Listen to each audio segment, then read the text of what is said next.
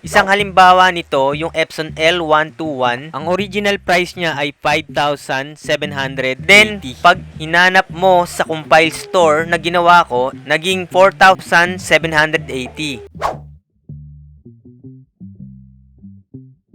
Yan. Paano ma-avail ang discount o YouTube exclusive voucher? Aside sa habang nanonood kayo ng video at pag-click or pag-tap sa mga lumalabas na product, pwede nyo ring i-visit yung compile store. Kahit hindi mapanood ang video, mag-a-apply pa rin ang voucher.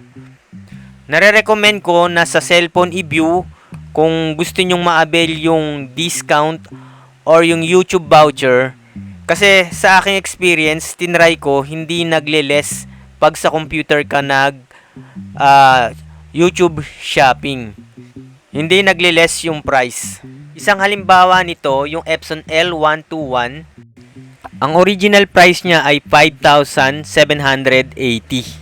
Then, pag hinanap mo sa compile store na ginawa ko, pag nahanap mo sa compile store na ginawa ko, itap mo lang yung product, then mapupunta na siya sa Shopee app at automatic kong malilis ang presyo nito. Naging 4,780. Makikita nyo dyan kung magkano ang nales. Isang sample din itong printer head ng Epson L805. Yan, ang price niya ay around 5,000, then naging 4,000 na lang. So maganda ang YouTube shopping, exclusive lang to sa mga creator na eligible. Invite ko po na i-visit ang aking compile store. Hanapin lang ang store tab sa aking channel.